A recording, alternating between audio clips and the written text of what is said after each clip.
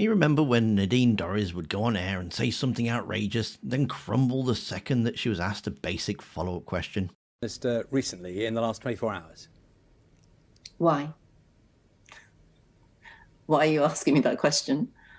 I'd like to know. We've communicated. I'm really confused. Is that a difficult question? I'm just asking if you've spoken to the Prime Minister in the last 24 hours. We have communicated. Well, meet Sarah Poachin, Reform Party's spiritual successor to that strategy. She marched into a Times radio interview parroting Farage's fear-mongering and collapsed the moment she was asked for actual evidence. If you've ever wondered what happens to Reform soundbites when they get challenged by facts, well, you're not alone. Because what unfolded on live radio wasn't just embarrassing, it's a warning. And the journalist who exposed it, well, she deserves credit, serious credit. Because if you look beneath the surface, and that's when it all starts to fall apart. Kate McCann of Times Radio deserves that credit. Not for getting a headline, but for holding the line. Sarah Poachin, Reform's newest embarrassment in a blazer, stumbled into the airwaves armed with Farage's greatest hits and absolutely zero evidence to back them up.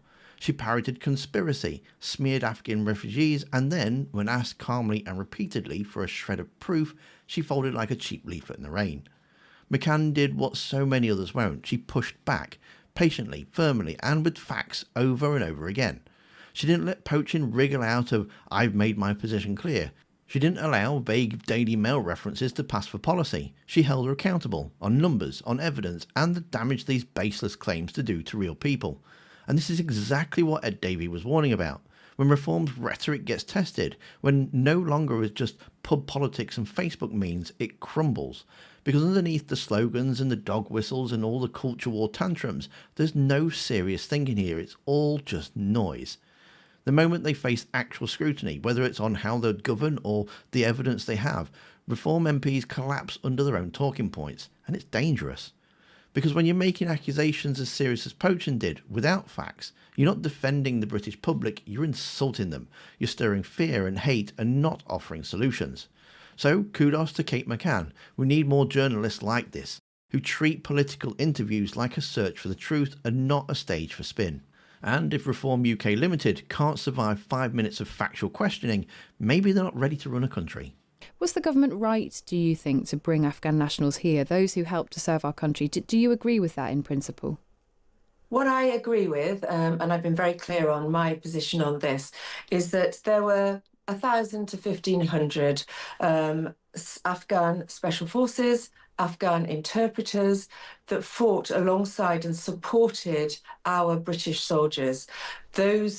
That type of person, that type of refugee, absolutely should be given refugee status in this country. And many were. There's no way that, I think there's 18,000 something already here, that's the figure we're being given. Up to 24 potentially on the way. Now, there's no way that many deserve refugee status in this country. And that is the great betrayal of, yet again, of the British people. As a result of this, the leak and the secret scheme, Nigel Farage posted yesterday saying that some sex offenders had been brought into the country as a result of that scheme. Where is the evidence for that?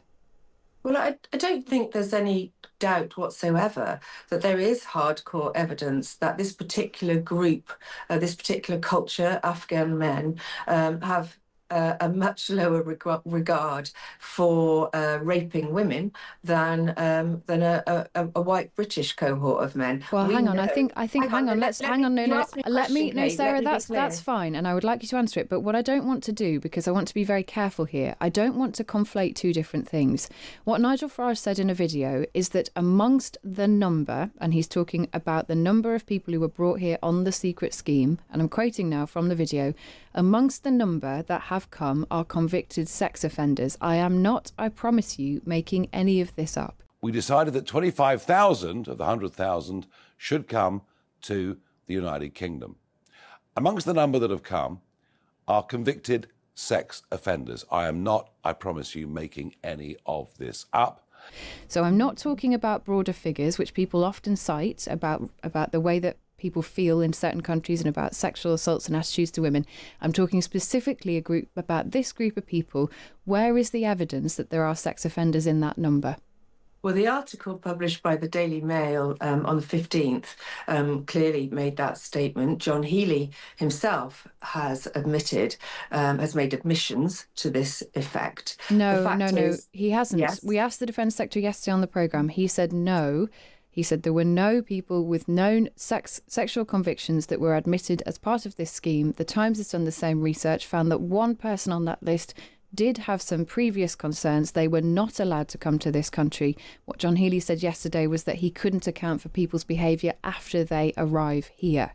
So, well, clearly, Kate, we disagree on this, because the fact is that in the view that I would take, the position that I would take, is that I've read reports that say that people on this list, of those 18,000 people that we are told have come in, that there are people that in Afghanistan itself were rejected from their own army for violence, for sexual assault.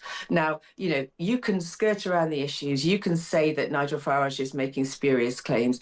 And I come back to the fact that an Afghan male is 22 times more likely to commit rape than a British white man. That of the 18,000 Afghans that we are told have come in covertly already undercover with this scheme, I do not believe for a minute that there is one person only that has any criminal record of violence or sexual assault. 18,000 people haven't come here covertly. 18,000 people were admitted here as part of the Arab scheme. Up to 7,000 people have come here as part of a secret scheme. Those people are the people that Nigel Farage was talking about in the video. And I'm not seeking to move away from any kind of conversation about the reputation, about any kind of risk to women, and nor was John Healey when we asked him yesterday. What I'm seeking to do is make sure that we're very careful in this conversation, because conflating two things that don't relate and making very, claims about a group of people saying there are sex offenders without the evidence to back it up has a detrimental effect on this conversation and on wider society. And I think actually we're making a similar point, which is that people need to understand what's happening. And I'm asking you, do you understand? Does Nigel Farage have the evidence to back up what he says is happening? Well, I can only keep repeating what I'm telling you. We know from statistics that this group of people are more likely to commit these offences. I've also made the statement that this group of people, as reported by the Daily Mail, have violent and sexual convicted criminals in it that were thrown out of their own army. The fact is, people feel this in their pockets, they see it on the streets, and somebody needs to speak up for them. Yeah. Nigel said what he said. I say what I say. And do you know what? You're in denial if you don't listen to us. I don't think anybody's in denial. In fact, we asked the Defence Secretary yesterday, John Healey, about reports where a council had been forced to issue a statement which it couldn't give full information to a community about a group of Afghan nationals who'd been moved there because of this super injunction. I'm only going to ask you one more time, because that's what it is so important here. Do you stand by, does the Reform Party stand by the claim that there are sexual offenders who came into this country under this secret Afghan scheme? And do you have the evidence for that? And if you do, have you reported it to the police, as the Defence Secretary suggested you should? Look, I can't go into that detail. I don't know about individual cases. I've made my position very clear, Kate. I'm not going to waste time on this interview repeating what I've said. I've made the position clear. Ask me another question. I'll ask you a final question, which is about, you talk about how communities feel. What is Reform's solution to this? Because what you have said to me today is that people are very worried in your constituency. They're very afraid of what they see happening around them. What is your solution for community cohesion? What's your solution to bring people together? Well, the first solution is, of course, that anyone that comes to this country illegally is deported and sent home and is never given access to applying for British citizenship or, refugee status or anything, asylum status again. So that's very clear. In terms of the people that are already dispersed in the community, and there are thousands, then those people in HMOs, for example, in asylum hotels, they need to be gathered up, deported, sent home. Anybody that comes here illegally gets sent home. There are legal channels to apply for asylum in a formal way. And if you meet that criteria, you stay. If you don't, you get sent back. And how but about if the you come people... here illegally, No, you that's... get I sent understand that point. And how about the people like those Afghan nationals who have the right to remain here, who've been brought into communities here? How do we ensure that they feel welcome and that communities feel happy about people like those Afghan men and women? Look, as I said, in my opinion, there's probably 1,000 to 1,500 who deserve to have status in this country, who are brave on our behalf, on behalf of the British Army. The rest of them don't deserve to be here, and I don't think Should they be removed? Should they be removed? Well, I can't, I don't know, because that is a very legal point. I tell you what, talking about the legal points, we need to get rid of the ECHR. We need to change. Well, hang on, rights. let's not change the subject. Hang on. Sarah Poachin, this is hang on. I understand. So I understand the point. It is, yes, I understand, and we've actually talked a lot about that on this programme, and it's something that we have investigated here. But I just want to be very clear on this final point. You say that only around 1,000 people deserve the right to be here. There are likely over 24,000 at the end, Afghan nationals who will be here. Those 23,000, should they be deported? I can't answer that question, Kate, because I don't know the status that they've been given. This has all been a big cover-up. And if this is the best Reform UK Limited can offer, no facts, no answers, just recycled outrage, then there's no wonder they fell apart the moment anyone asked for proof. But here's the real problem. Most of the media still lets them get away with it. And that's exactly what Ed Davey was talking about when he said what he said about BBC. And because when journalists don't hold these people to account, they're not just failing the public, they're enabling the lies.